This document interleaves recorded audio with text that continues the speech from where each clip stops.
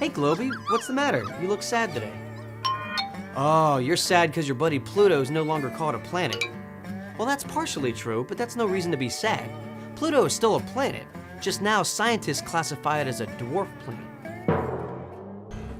Scientists classify objects based on their traits or characteristics, like size and color. In the case of planets, scientists look at size and the orbit or path of the object in space. In 1930, an American named Clyde Tombaugh discovered Pluto.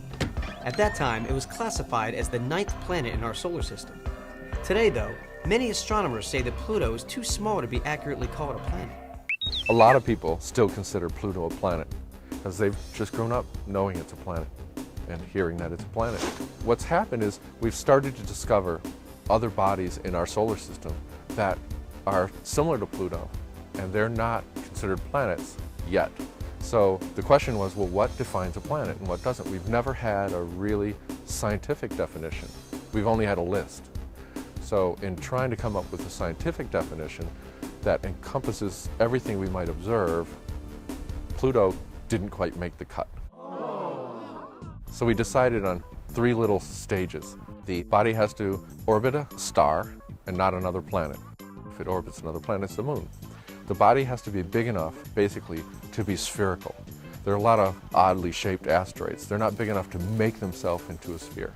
And then the third criteria is the orbit of the planet has to have been such that it's cleared its neighborhood of other things that are potentially planets. Otherwise, you just kind of have a belt of things.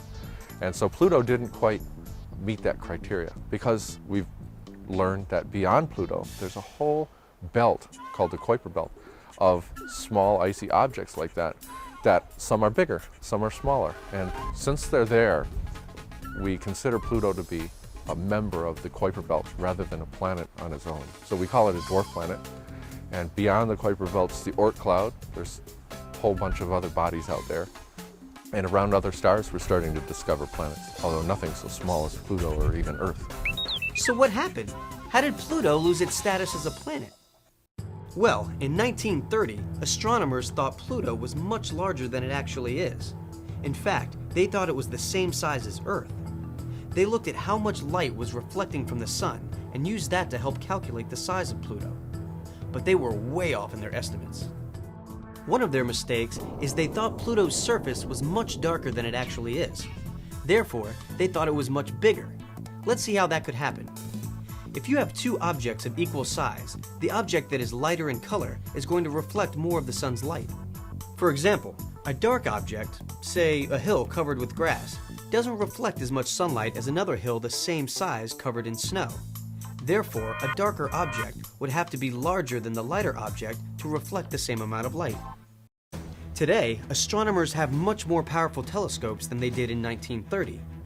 They discovered that Pluto is much lighter in color than originally thought. Astronomers thought Pluto was dark gray, when in fact it's a lighter gray. Therefore, it didn't need to be the size they originally thought in order to reflect the amount of light they observed. In fact, Pluto is considerably smaller than they thought. It's about 1/5 the size of Earth. With powerful new telescopes, scientists are discovering smaller and smaller objects in our solar system. Many of these dwarf planets are made of rock and ice, but they also have very unusual orbits, much like the orbit of Pluto. Their orbits cross the orbits of other objects. Pluto's orbit is so big that it takes 249 years to go around the Sun. In that time, Pluto spends 20 years inside the orbit of Neptune. Since Pluto does not share the same properties as other planets, astronomers decided they could no longer classify Pluto as a planet like Earth or Mars. Now they call Pluto a dwarf planet.